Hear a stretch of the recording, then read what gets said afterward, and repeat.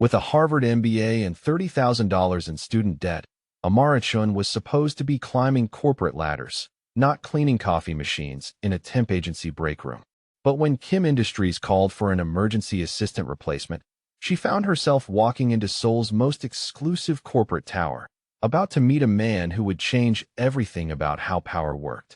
At 24, Amara had spent the last 8 months working temporary administrative positions across Seoul, each paycheck barely covering her cramped studio apartment and the minimum payments on loans that seemed to grow larger every month. She was practical, determined, and tired of explaining why an MBA from Harvard Business School was answering phones and filing papers. Her natural hair was pulled back in a sleek low bun, professional but striking, and her dark brown eyes held a steady intelligence that most employers either loved or feared. She had moved to Seoul with dreams of breaking into international business, of proving herself in one of Asia's most competitive markets, but reality had been a series of 6-month contracts and suspicious looks from executives who wondered why she was there. The 42nd floor of Kim Industries felt like stepping into another world. Everything was glass and steel and absolute silence, the kind of corporate perfection that whispered of unlimited resources and complete control. 3 women in identical black suits stood near the reception desk, their posture rigid, their expressions carefully neutral. The receptionist, a woman in her 30s with perfectly styled hair, looked up from her computer with the practiced smile of someone who had been hired as much for her appearance as her efficiency. "Miss Chun," she said, her English precise and formal. "You are here for the executive assistant position. Please wait with the other candidates. The interviews will begin shortly." Amara joined the line of women, all of whom looked like they had stepped out of the same corporate handbook. Expensive suits, conservative hairstyles, an air of desperate professionalism that spoke of long preparation and fierce competition. The woman next to her, maybe 30 years old with a nervous energy, glanced over and offered a tight smile. "First time interviewing here?" she asked quietly. Her Korean accent was soft, careful. "Yes," Amara replied. "You." "Third time," the woman admitted, then lowered her voice further. "The protocol is very specific. When you meet the CEO, you bow. Deep bow, hold for 3 seconds, wait for dismissal. He values traditional respect." The woman paused, studying Amara's expression. "Do you know how to bow properly?" Amara felt something cold settle in her stomach. Bow. To be hired, she was expected to demonstrate subservience to a man she had never met, simply because he held power and she needed a job. "I understand," she said carefully, not committing to anything. The interview process was efficient and ruthless.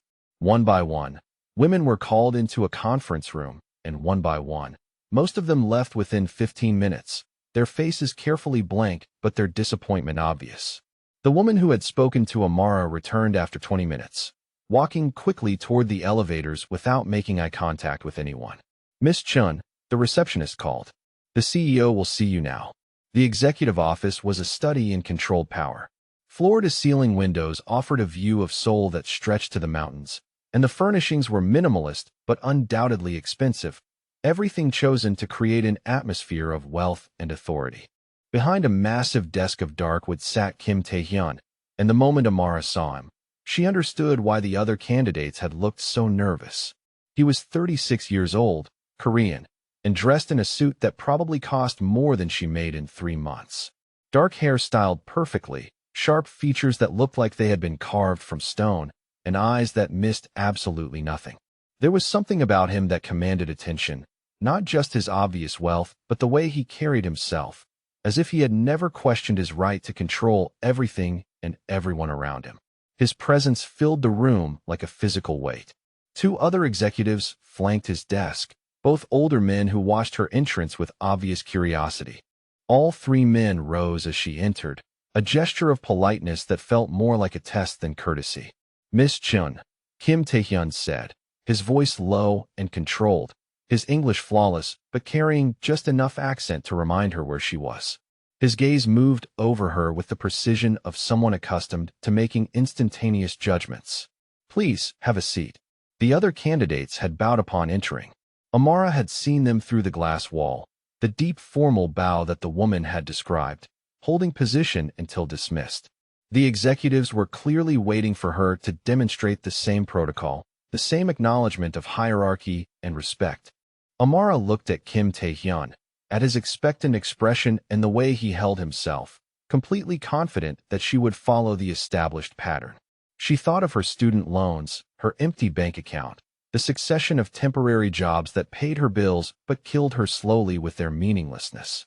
She thought of her mother's medical bills back home, the reason she had taken out additional loans for her degree, the promise she had made to herself about the life she would build. Then she pulled back the chair and sat down without bowing. The silence in the room was immediate and electric. The two executives exchanged glances, clearly startled by the breach of protocol. Kim Tae-hyun's expression didn't change, but something shifted in his eyes, a sharpening of attention that made the hair on the back of Amara's neck stand up.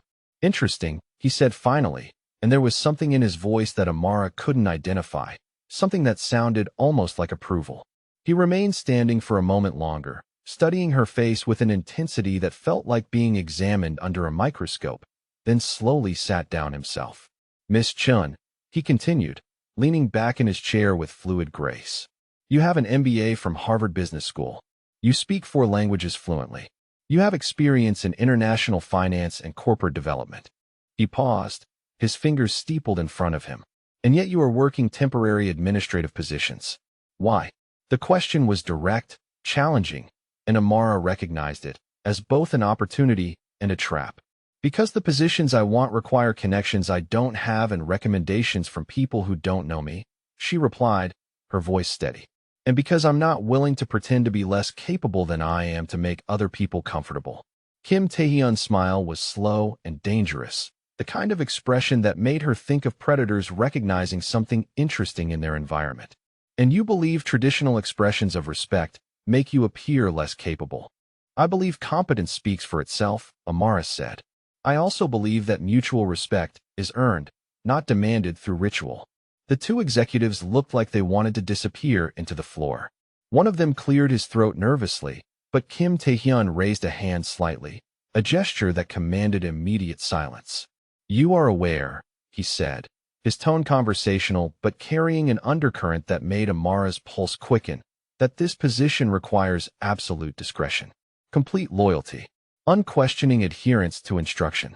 The assistant to the CEO of Kim Industries is not simply an employee. She is a representative of this company's values and my personal judgment." "Then you'll want someone who demonstrates integrity from the beginning," Amara replied. "Not someone who performs deference she doesn't feel." Kim Tae-hyun was quiet for a long moment, his dark gaze never leaving her face. The office felt charged with tension, as if the very air was waiting for his decision. Finally, he spoke. "The position pays $200,000 annually," he said. "Benefits include housing allowance, health coverage, and performance bonuses. The hours are demanding and irregular. The work requires international travel and handling of confidential information." He paused again. "Do you want the job, Miss Chin?" Amara stared at him, her mind reeling. $200,000. More than she had hoped to make in 3 years of entry-level positions. Enough to pay off her loans, to help her family, to finally stop choosing between dignity and survival. "Yes," she said, her voice clear and strong. "I want the job."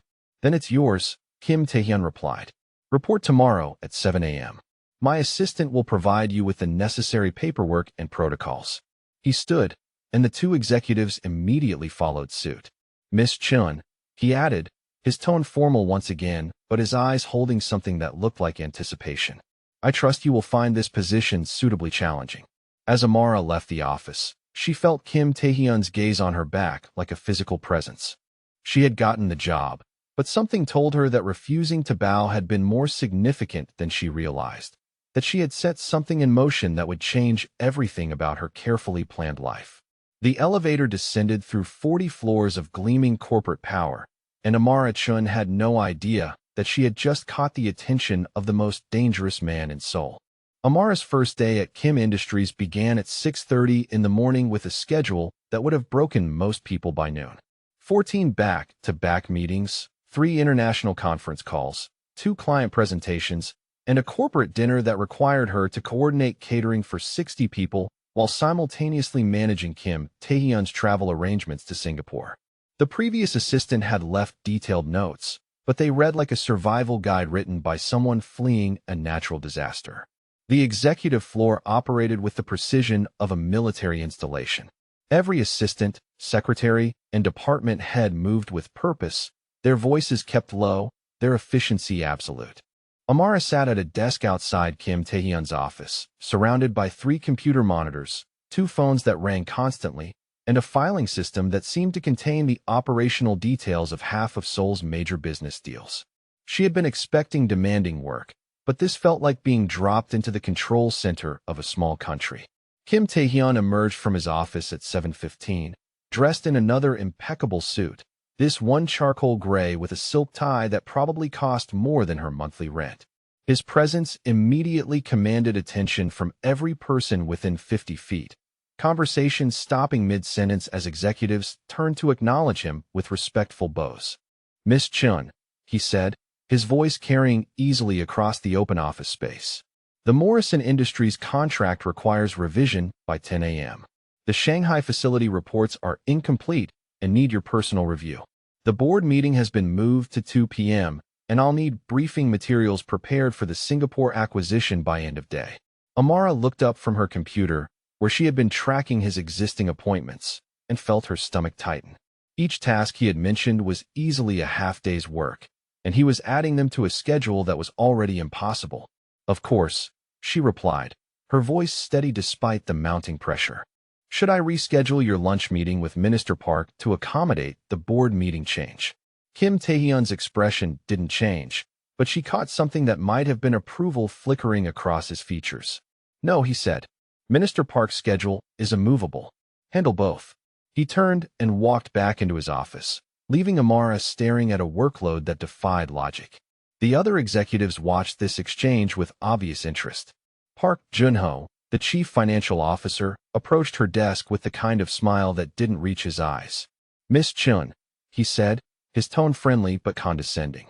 "Perhaps you should ask for additional support staff. The CEO's expectations can be quite challenging for someone new to Korean corporate culture."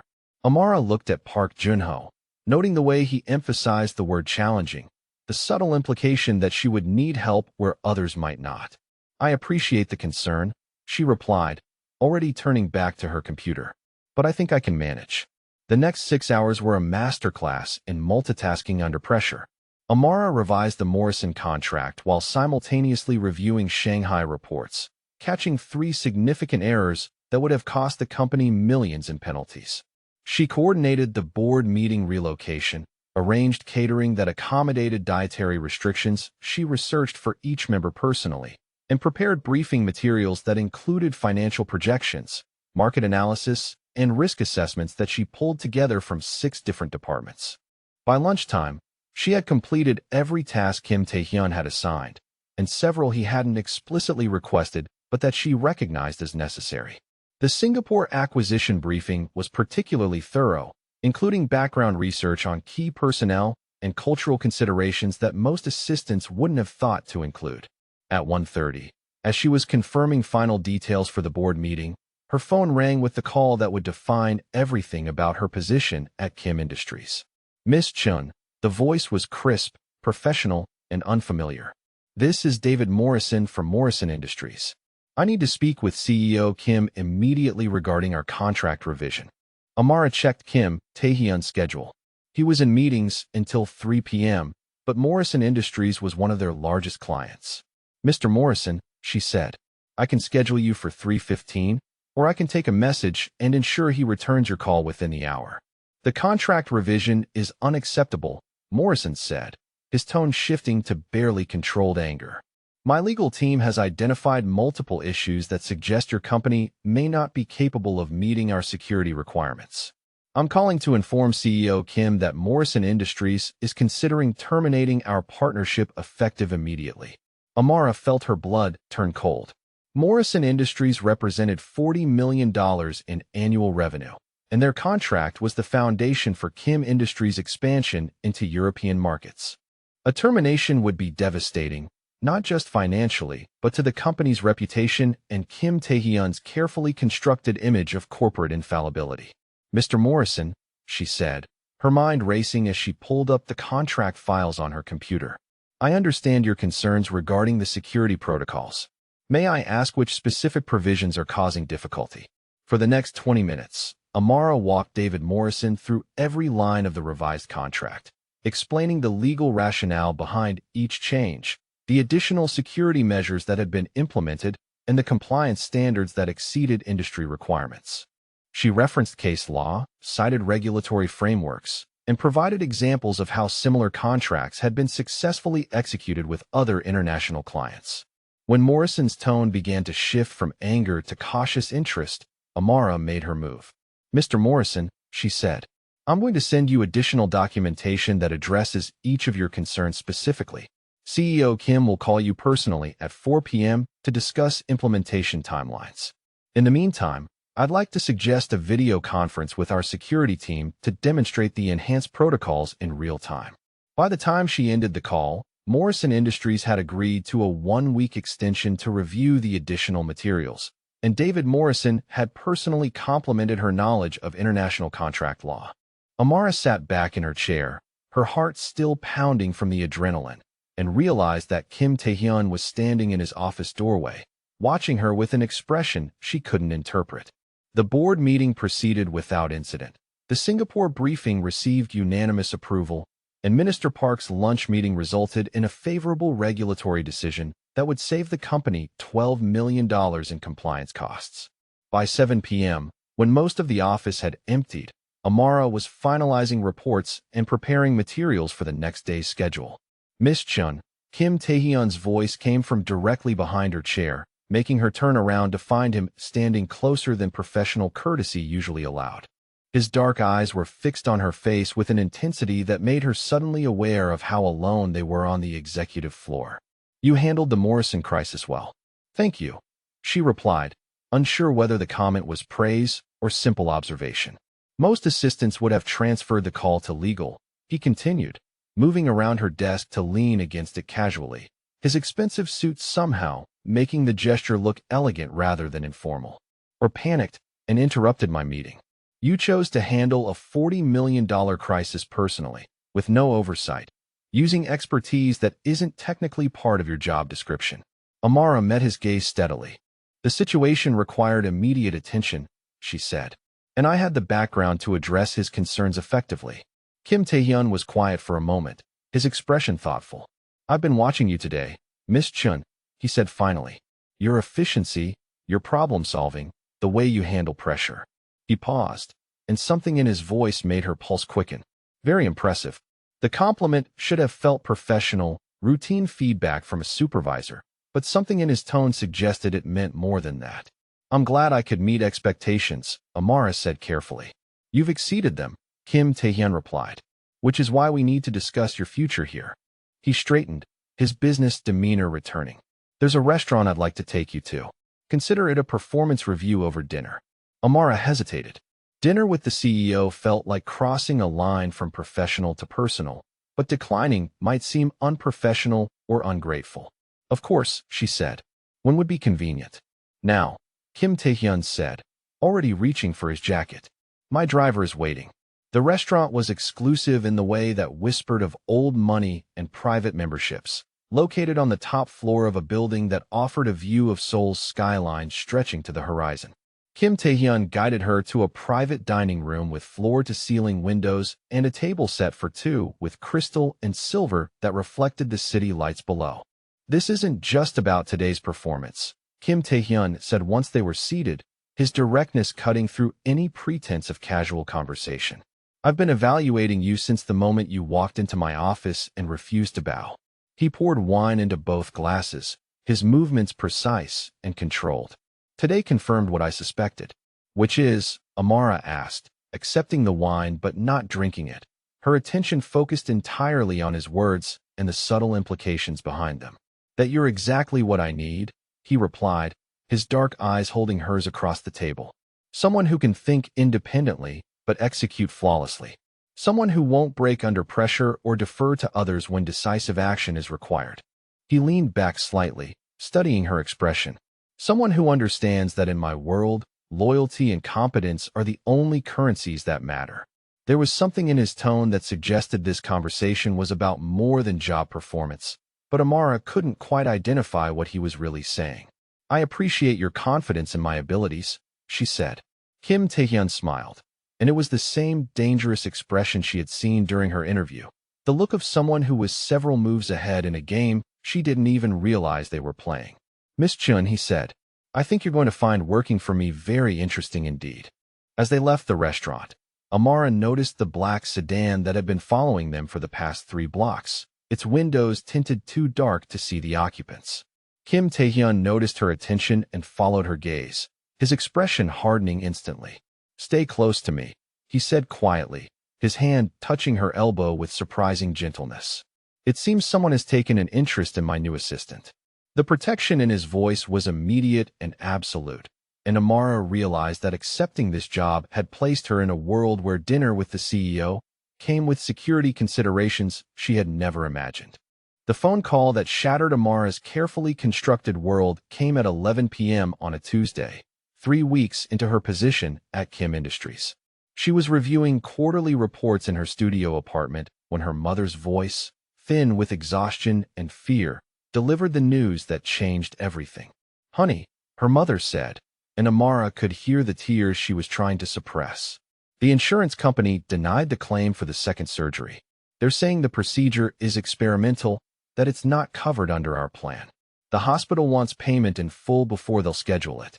Amara closed her eyes, feeling her stomach drop toward the floor. "How much?" she asked, though she already knew the answer would be impossible. $215,000, her mother replied. "The surgeon says without it, the cancer will spread. I have maybe 6 months without treatment. Maybe 12 with it." The number hit Amara like a physical blow. $215,000. More than she would make in 5 years, even with her substantial salary at Kim Industries. More than her family had ever possessed, more than they could borrow, more than existed in any universe where medical bills didn't devour entire lives with casual indifference. "Mom," she said, her voice steady despite the panic clawing at her chest. "I'll figure something out. I'll find a way." But even as she made the promise, Amara knew she was lying. There was no way. No loan officer would approve that amount for someone with her limited credit history.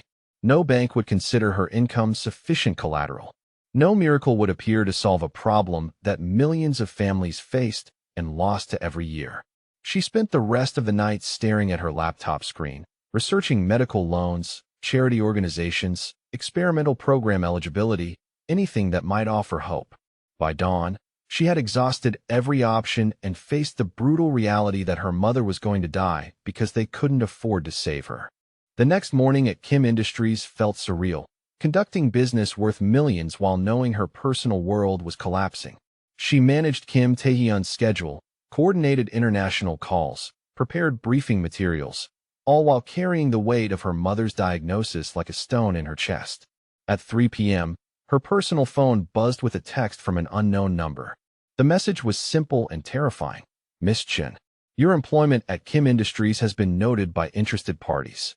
Your family's well-being depends on your cooperation. Further instructions will follow." Amara stared at the screen, her blood turning cold. Someone was threatening her family. Someone knew about her mother's condition, knew about her vulnerability, and was using it as leverage.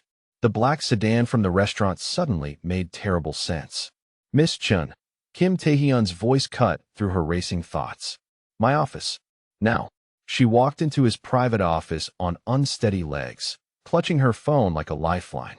Kim Tae-hyun was standing by the floor-to-ceiling windows, his silhouette sharp against the Seoul skyline, and when he turned to face her, his expression was darker than she had ever seen it.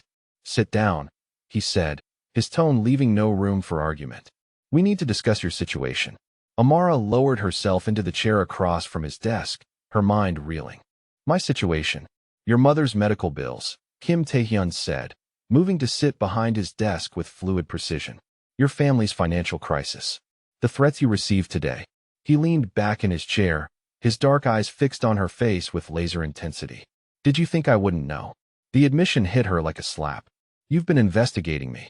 "I investigate everyone who works for me," Kim Tae-hyun replied without apology.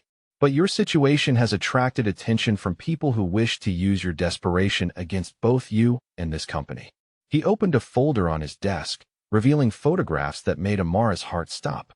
Pictures of her apartment building, her mother's hospital, her younger sister leaving college classes. The competing Chable families see you as a weakness they can exploit, he continued, his voice clinical and controlled. They believe they can pressure you into corporate espionage, force you to steal proprietary information, or sabotage deals. They're using your mother's condition as leverage. Amara felt tears burning behind her eyes, but she refused to let them fall. What are you saying? I'm saying you have a choice to make, Kim Taehyun said, his tone shifting to something that sounded almost gentle. You can continue trying to solve this alone, watching your mother deteriorate while dodging increasingly aggressive attempts to compromise your integrity. Or you can accept my protection and let me handle both problems permanently. He stood and moved around the desk, leaning against it casually, his expensive suit somehow making the gesture look elegant rather than informal. I'm prepared to offer you a formal arrangement, Miss Chun. Complete medical coverage for your mother, including the experimental procedure and all follow-up care. Full payment of your existing student loans. A salary increase to $300,000 annually, with performance bonuses that could double that amount. Amara stared at him, barely able to process the numbers he was mentioning. $300,000. More money than her family had seen in 3 generations. Medical coverage that would save her mother's life. Financial freedom that would eliminate every source of stress that had defined her existence for years. In exchange, Kim Taehyun continued, his voice becoming more formal, more businesslike, you will demonstrate complete loyalty to me personally and to Kim Industries. Absolute discretion regarding all business matters. Unquestioning compliance with instructions, regardless of their nature or timing. You will live on company property for security purposes. You will report only to me, and you will trust only me. He paused, letting the weight of his words settle in the air between them.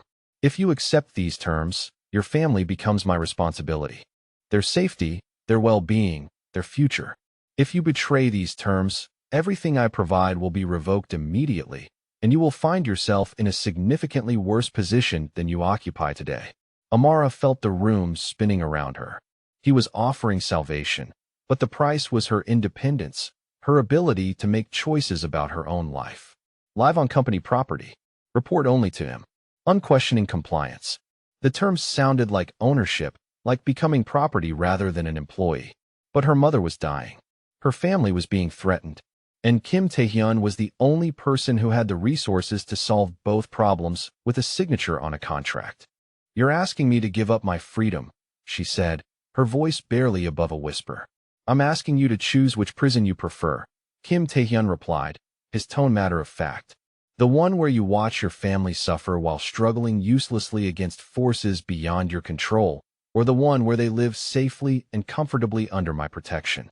She looked at him, at his sharp features and dark eyes that seemed to see straight through her, at the casual way he leaned against his desk, as if discussing something as mundane as lunch plans. This man was offering to save her mother's life, to eliminate her debts, to provide security she had never imagined possible. But he was also making it clear that accepting would mean becoming his possession, bound to him by obligations that had no expiration date. What guarantee do I have that you'll keep your word? She asked. Kim Taehyun smiled, and it was the dangerous expression she remembered from their first meeting. Miss Chun, he said, my reputation is built on keeping my word absolutely, whether that word is a promise or a threat. He straightened, moving to a safe behind his desk and withdrawing a manila envelope. These are the contracts. Medical authorization for your mother's treatment, financial transfers to cover all existing debts, and employment terms that outline our new arrangement. He placed the documents in front of her, along with an expensive pen that felt heavy in her hand. The medical authorization alone was worth more than she would make in 10 years.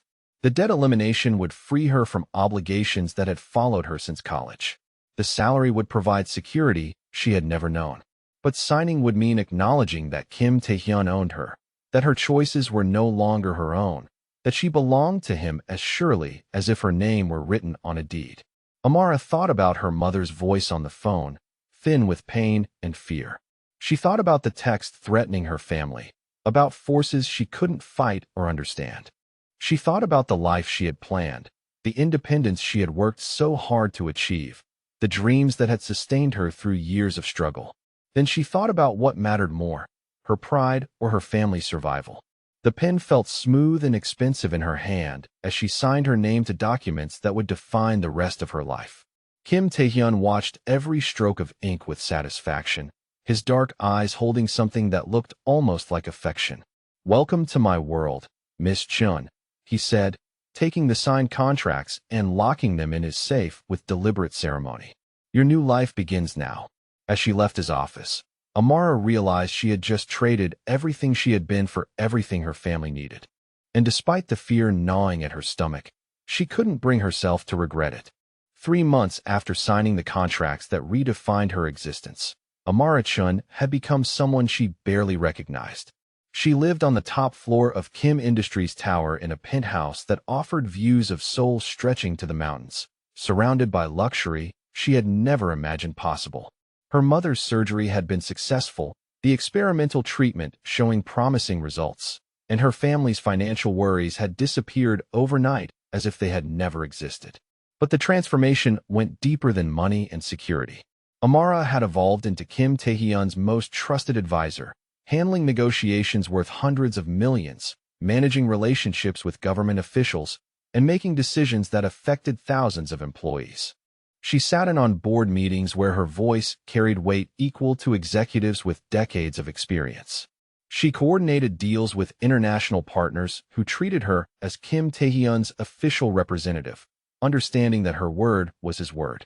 The penthouse reflected this new reality with its minimalist elegance and state-of-the-art security. Floor-to-ceiling windows, Italian marble, custom furnishings that whispered of unlimited resources. But it also contained unexpected touches of domesticity, signs that this space was shared rather than simply occupied. 2 coffee cups left on the counter from their morning briefing. Books in both Korean and English scattered across the living room. The faint scent of his cologne mixing with her perfume in the air. Kim Tae-hyun had proven to be more complex than his corporate reputation suggested. Yes, he was demanding, controlling, and absolutely ruthless in business. But Amara had also discovered his habit of working late into the night when he thought she was asleep, his careful attention to her preferences in everything from food to temperature settings, the way he listened to her opinions with genuine interest rather than polite tolerance. He brought her coffee exactly as she liked it without being asked. He noticed when she was tired and quietly rearranged schedules to give her rest. He treated her family's well-being as seriously as any major business deal. This morning was typical of their new routine. They shared breakfast in the penthouse dining room while reviewing the day's priorities, their conversation flowing easily between Korean and English as they discussed market conditions, regulatory changes, and personnel decisions. Kim Tae-hyun was dressed in another impeccable suit, this one navy blue with a tie that probably cost more than most people's monthly salary, but his manner was relaxed, domestic, almost intimate. "The Shanghai acquisition is proceeding ahead of schedule," he said, reviewing documents while cutting fruit with precise movements. "But the labor unions are raising concerns about job security. I want you to handle the negotiations personally." Amara nodded, making notes on her tablet. "Should I coordinate with Minister Kim's office regarding the regulatory approvals?" "Already handled," Kim Tae-hyun replied, his efficiency in managing complex moving parts still impressive after months of observation. "But there's something else we need to discuss." He looked up from his documents, his dark eyes serious. "The board meeting today will likely include questions about your position here." She had been expecting this conversation. For weeks, she had noticed the whispered conversations that stopped when she entered rooms, the speculative glances from executives who couldn't quite categorize her role. Executive assistant seemed insufficient for someone who negotiated international contracts. Personal advisor felt too vague for someone who attended classified briefings. The ambiguity was becoming a problem. "What kind of questions?" she asked, though she could guess. "The kind that suggest our professional relationship has become personal," Kim Tae-hyun said bluntly. "Park Jun-ho in particular has been circulating theories about the nature of our arrangement." At 10 a.m., the boardroom filled with 15 of Seoul's most powerful business leaders, men in expensive suits who commanded corporate empires worth billions. Amara took her usual seat to Kim Tae-yeon's right, her position clearly established as his primary advisor, but the atmosphere felt different today, charged with unspoken tension. The meeting proceeded through routine business until Park Jun-ho raised the issue that had been simmering beneath professional courtesy for months. CEO Kim, he said, his tone carefully neutral. The board has received inquiries from partner companies regarding Ms. Chen's authority to negotiate on behalf of Kim Industries. Her background and qualifications are impressive, but there are questions about the scope of her decision-making power. Kim Tae-yeon's expression didn't change, but Amara felt the temperature in the room drop several degrees. What questions specifically, Mr. Park? Whether her position represents merit-based advancement or, Park Jun-ho paused delicately, other considerations that might compromise her objectivity in matters affecting company interests. The implication hung in the air like poison. Amara felt heat rising in her cheeks, but before she could respond, Kim Tae-yeon's voice cut across the boardroom with surgical precision. Are you suggesting that Ms. Chen's performance has been unsatisfactory? He asked, his tone conversational, but carrying an undercurrent that made several board members shift uncomfortably. Not at all, Park Jun-ho replied quickly. Her work has been exemplary, but the appearance of impropriety. Amara had heard enough. She stood, her movement commanding immediate attention from everyone in the room.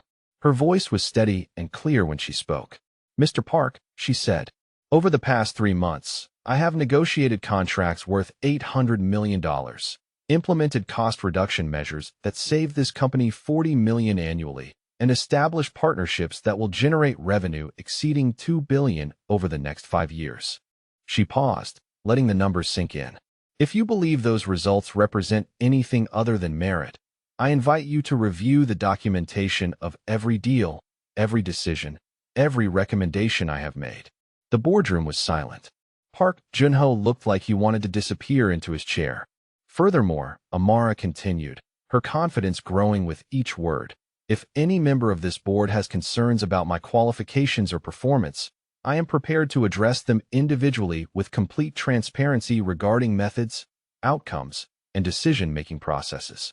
Kim Tae-yeon's approval was subtle but unmistakable, a slight nod that conveyed satisfaction with her response.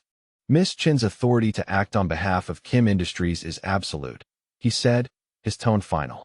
Her decisions are my decisions. Her word is my word. Anyone who questions her position questions my judgment. That evening, as Seoul's lights spread below their penthouse windows, Kim Tae-yeon opened a bottle of wine that probably cost more than most people's monthly salary. The day's victory felt significant, a public validation of her position that ended months of whispered speculation.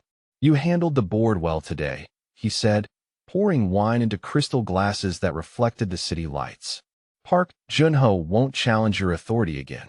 Thank you for supporting me, Amara replied, accepting the wine but not drinking immediately. It meant everything to have his public backing.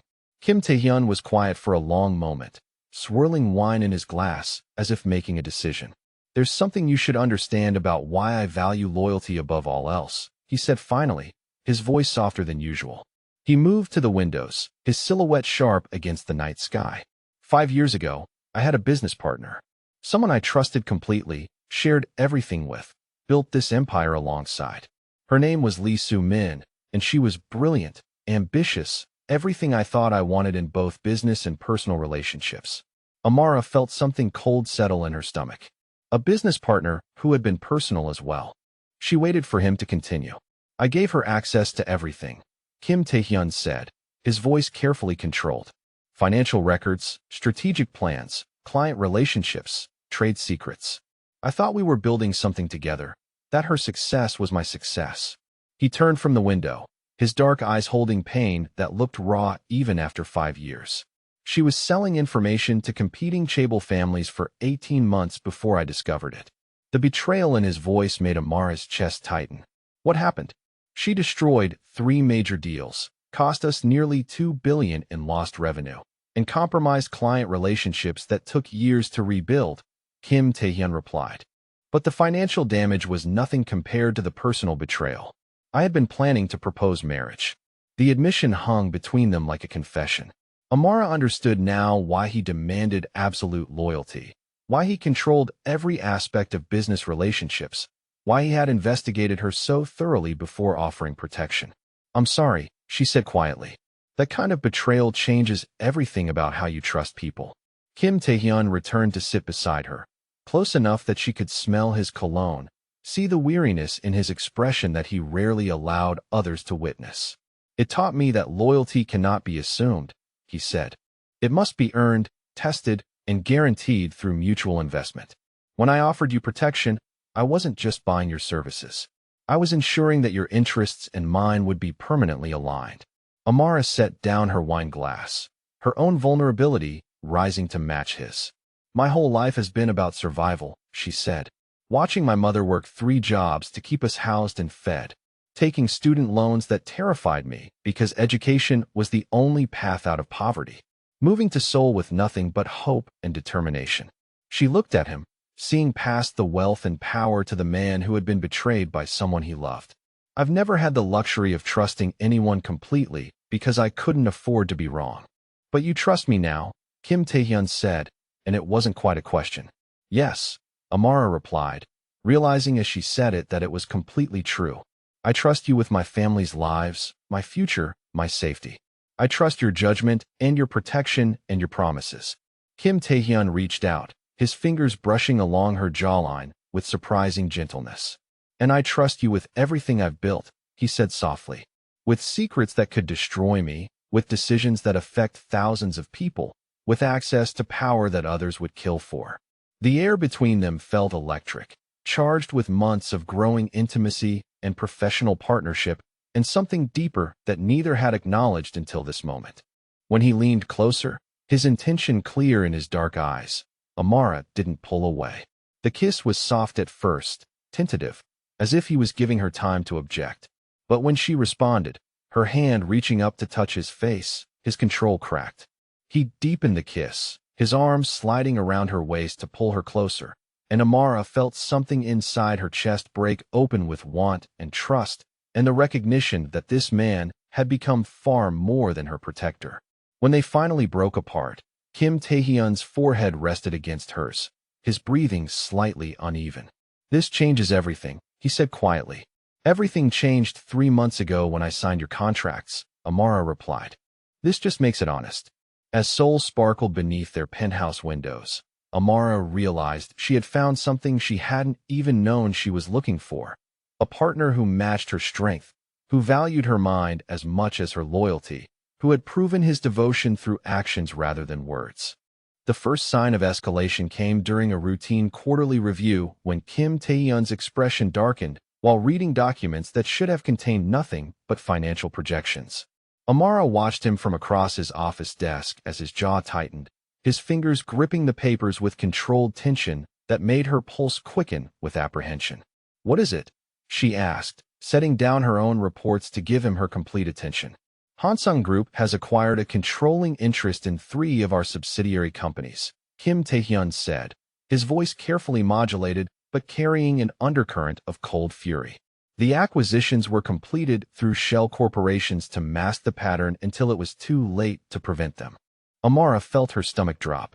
Hansung Group was one of Korea's oldest chaebol families, with resources that rivaled Kim Industries and a reputation for ruthless business practices that bordered on criminal. A controlling interest in Kim Industries subsidiaries would give them access to internal operations, strategic planning, and competitive intelligence that could destroy everything Kim Tae-hyun had built. "How is that possible?" she asked. "Our legal team should have flagged any unusual acquisition activity. They used intermediary companies registered in 7 different countries," Kim Tae-hyun replied, his tone becoming more clinical as his anger crystallized into strategic thinking. "The complexity suggests months of planning and resources that exceed normal corporate warfare. This is personal." Over the next 2 weeks, the attacks intensified with surgical precision. Key clients received anonymous tips about Kim Industries' confidential business practices. Regulatory agencies launched investigations into projects that had been approved without question for years. Media outlets published articles questioning Kim Tae-hyun's ethics and management style, citing unnamed sources with access to internal information. But the most dangerous escalation came when they targeted Amara directly. She was visiting her mother in the hospital for a routine follow-up appointment, a weekly ritual that had become precious since the successful surgery. The cancer treatments were progressing better than expected, and her mother was regaining strength and optimism that had been absent for months. They were discussing plans for Thanksgiving dinner when Amara noticed the two men in expensive suits lingering near the hospital entrance. The men weren't medical staff or visitors. They moved with purpose, their attention focused on the elevators, their positioning strategic rather than casual. One spoke into a small device attached to his collar. Both watched Amara with the intensity of predators evaluating prey. "Mom," she said quietly, interrupting a conversation about recipe planning. "I need to make a phone call. Stay here and don't leave this room until I come back." Her mother's expression shifted to concern. "Honey, what's wrong?" "Just a precaution," Amara replied, trying to keep her voice steady while her mind raced through options. "I'll be right back." But when she stepped into the hallway, the men were gone. The elevator area was empty except for normal hospital traffic. Amara felt paranoia creeping up her spine, the sensation of being watched even when she couldn't identify the threat. She made it to the parking garage before they moved. The attack was professional and swift. 3 men emerged from between parked cars as she approached her vehicle, their coordination suggesting military or security training. No weapons were visible, but their intent was clear from their positioning and the way they moved to surround her. "Miss Chun," the leader said, his English accented but clear. "You will come with us now. No resistance, no calling for help, and your family remains safe." Amara's blood turned to ice, but her mind stayed sharp. These men knew her schedule, her mother's location, her vulnerabilities. They had planned this with the same precision that characterized Hansung Group's business attacks, and they clearly intended to use her as leverage against Kim Tae-hyun. "I don't think so," she said, her voice steadier than she felt while her hand moved slowly toward the panic button Kim Tae-hyun had installed in her phone. The man smiled without warmth. "Miss Chun," he said, "your cooperation is not optional. Your mother is currently alone in room 314. Your sister is walking across campus to her dormitory. Your father is driving home from work on Highway 46. We can reach any of them within minutes." The threat to her family hit like a physical blow, but it also clarified her options with brutal precision. These men had resources, organization, and detailed intelligence about everyone she cared about. But they had made one crucial mistake. They had underestimated her. Amara pressed the panic button while simultaneously stepping closer to the nearest car, using its bulk to limit their approach angles. "You want to negotiate," she said loudly, hoping her voice would carry to the security cameras she knew monitored the garage. "Let's talk terms." The distraction worked for exactly the time she needed. As the men moved to flank her position, Amara activated the car alarm of the vehicle beside her by striking its window with her elbow, then did the same to 2 more cars in rapid succession. The cacophony of alarms echoed through the concrete structure, bringing running footsteps from security personnel and curious hospital staff. In the confusion of noise and approaching witnesses, the men retreated, but not before their leader locked eyes with her one final time. "This is not finished, Miss Chun," he said. "Choose your loyalty carefully." 20 minutes later, Kim Tae-hyun arrived at the hospital with a security detail that transformed the parking garage into a protected zone. His expression when he saw her was something she had never witnessed before, cold rage that made her think of winter storms and calculated vengeance. "Are you hurt?" he asked, his hands moving over her arms and shoulders to check for injuries, his touch gentle despite the fury radiating from him like heat. "I'm fine," Amara replied. But they knew everything. My family's locations, my schedule, specific details about Mom's treatment. This wasn't random. Kim Tae-hyun's eyes were black with anger. "No," he said quietly. This was Hansung Group escalating to direct action. He pulled out his phone, his movements precise and controlled. "Within 6 hours, your family will be relocated to secure housing. Within 12 hours, every person involved in this attack will be identified. Within 24 hours, Hansung Group will understand that threatening you was the worst mistake they have ever made." That night, from the safety of their penthouse, Amara watched Kim Tae-hyun orchestrate a response that revealed the full scope of his power and resources. He made calls to government officials who answered immediately despite the late hour. He activated networks of legal, financial, and personal connections that she had never suspected existed. He deployed capabilities that went far beyond corporate influence into territories that were darker and more decisive. The results were swift and comprehensive. By morning, 3 Hansung Group executives had been arrested on charges of corporate espionage and conspiracy. Their shell companies were frozen pending investigation. Key investors withdrew support, citing regulatory concerns. Stock prices plummeted as market confidence collapsed. But the business destruction was only the visible portion of Kim Tae-hyun's retaliation. The men who had threatened Amara simply disappeared from Seoul, their departure so sudden and complete that it suggested encouragement more persuasive than legal consequences. Hansung Group's attempts to acquire Kim Industries subsidiaries were not only blocked but reversed, with their own assets suddenly vulnerable to acquisition by mysterious international buyers. Kim Tae-hyun handled everything with the calm efficiency of someone orchestrating a routine business transaction, but Amara could see the ruthless calculation behind every decision. This was not just corporate warfare, but personal vengeance executed with resources she was only beginning to understand. "Your family is secure," he told her 3 days later as they reviewed the aftermath. "Your mother will complete her treatment in a private facility with security that exceeds government standards. Your sister has been enrolled in a university program that includes housing in a protected dormitory. Your father's business has received contracts that will ensure financial stability for the next decade." The generosity was overwhelming, but Amara also understood its implications. Her family was not just protected but completely dependent on Kim Tae-hyun's continued goodwill. Their safety, their future, their entire existence had been woven into his sphere of influence in ways that could never be undone. "And what about Hansung Group?" she asked. "Hansung Group no longer represents a threat to anyone," Kim Tae-hyun replied, his tone matter of fact. "The family patriarch has decided to retire from active business management. His sons have discovered interests in international ventures that will keep them occupied indefinitely. Their corporate structure is being reorganized under new leadership that understands the value of cooperation." Amara looked at him across the penthouse living room, at his composed expression and expensive suit and controlled demeanor that concealed capabilities she was only beginning to comprehend. 3 days ago, she had been attacked in a hospital parking garage. Tonight, an entire Chable family had been systematically dismantled and rebuilt according to his preferences. "You destroyed them," she said quietly. "I neutralized a threat to what belongs to me," Kim Tae-hyun corrected. There is a difference between destruction and realignment of priorities. The clinical precision with which he discussed eliminating enemies should have terrified her. 6 months ago, it would have sent her running back to temporary jobs and student loan anxiety. But watching him mobilize resources to protect her family, seeing the lengths he would go to ensure their safety, understanding the complete security his protection provided, Amara felt something else entirely. She felt grateful, and that realization changed everything about how she understood their relationship.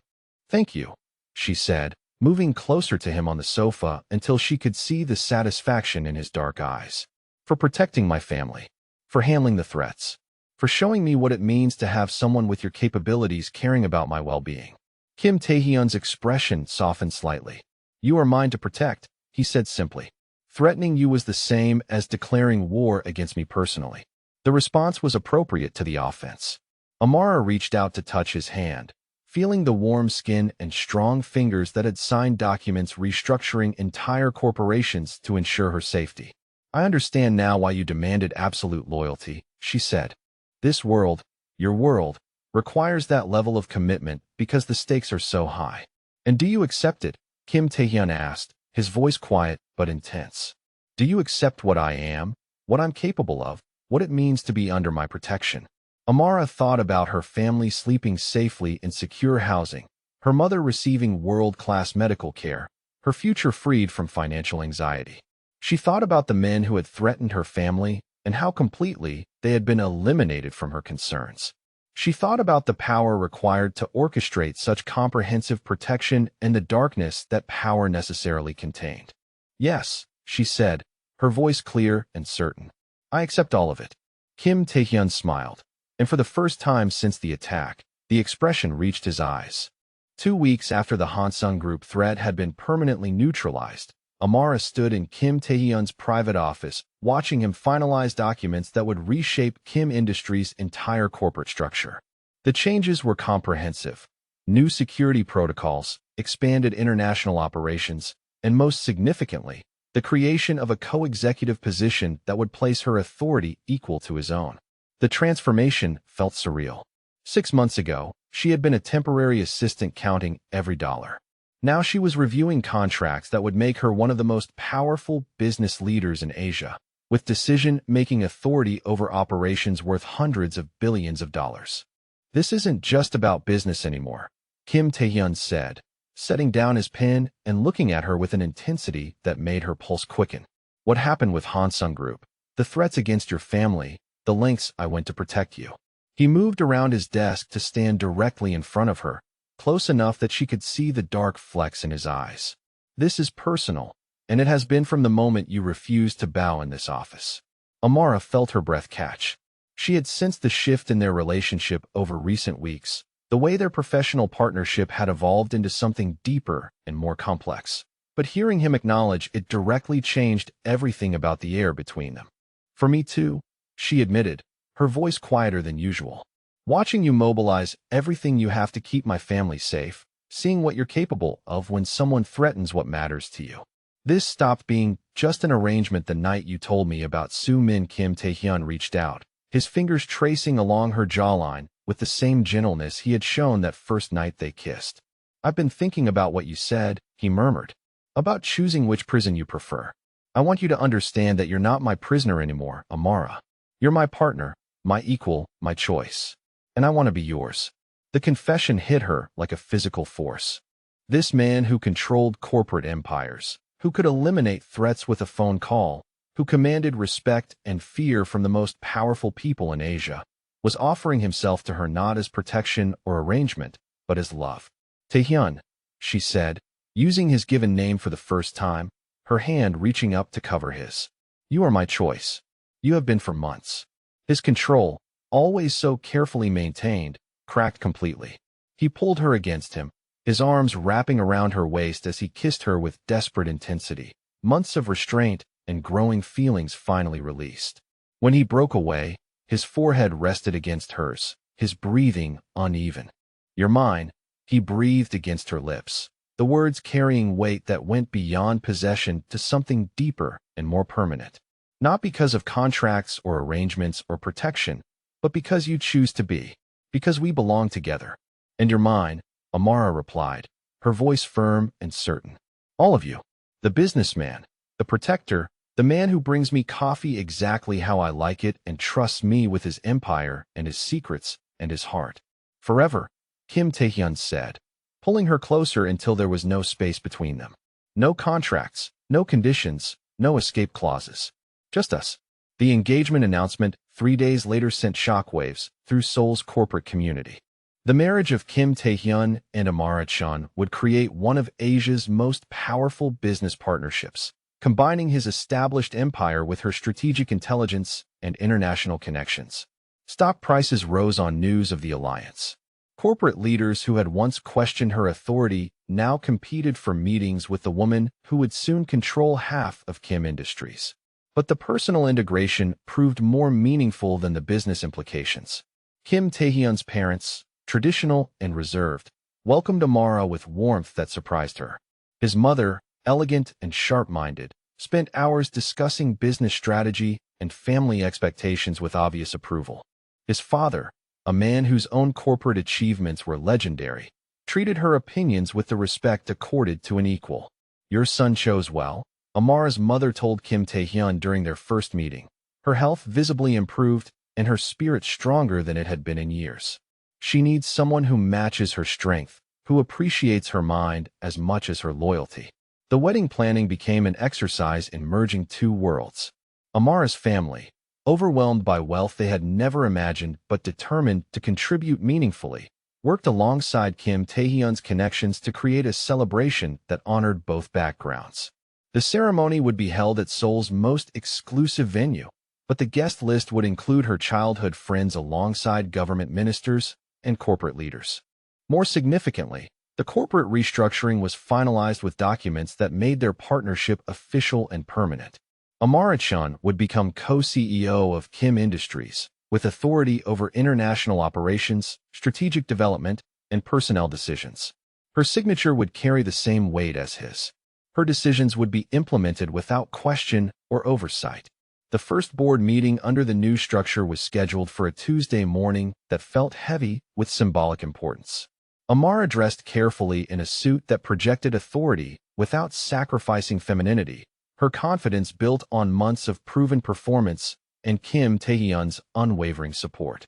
The boardroom filled with the same executives who had once questioned her qualifications, but the atmosphere was completely different. These men now understood that challenging her meant challenging Kim Tae-hyun directly, and recent events had demonstrated the consequences of that mistake. More importantly, they had witnessed her capabilities firsthand and recognized her value to the company's continued success. "Good morning," Amara said, taking her place at the head of the conference table opposite Kim Tae-hyun. "As you know, today marks the official implementation of our new corporate structure. I'll be presenting the strategic plan for our expansion into North American markets." For the next hour, she commanded the room with the same confidence she had brought to her first day of work, but now supported by unquestionable authority and proven results. She presented financial projections, outlined partnership opportunities, and answered questions with expertise that no one could dispute. Her voice carried across the boardroom with clear authority, her recommendations receiving immediate approval and implementation. Kim Tae-hyun watched from his seat with obvious satisfaction, his dark eyes holding pride and possessive approval as she demonstrated complete mastery of the corporate environment that had once intimidated her. When Park Jun-ho offered suggestions for improvement, she acknowledged them graciously but maintained her strategic vision with confidence that brooked no argument. The meeting concluded with unanimous approval of her initiatives and commitments to support her leadership in all international ventures. As the executives filed out, offering respectful bows that acknowledged her authority rather than demanding her deference, Amara felt the full weight of her transformation. 6 months ago, she had stood in this building desperate for any job that would pay her bills. Today, she commanded an empire worth hundreds of billions and held authority equal to the most powerful man in Seoul. She had moved from survival to success to true partnership with someone who valued her strength rather than requiring her submission. "Impressive," Kim Tae-hyun said as the boardroom emptied, his voice warm with approval and affection. "You own that room completely." Amara smiled, moving to stand beside him at the floor-to-ceiling windows that offered a view of Seoul stretching to the mountains. "I learned from someone who never doubted I could handle the responsibility." Kim Tae-hyun wrapped his arms around her from behind, his chin resting on her shoulder as they looked out at the city spread below them. "Our city," he said quietly. "Our empire. Our future.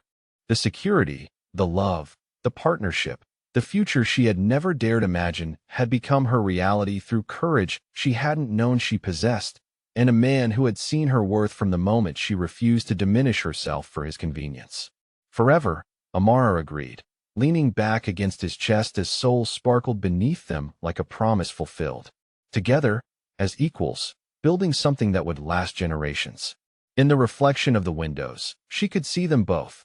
Kim Tae-hyun in his expensive suit, successful and powerful and completely devoted to her well-being, and herself, no longer the desperate woman who had walked into this building hoping for temporary work, but the confident leader who would help shape the future of one of Asia's most influential companies.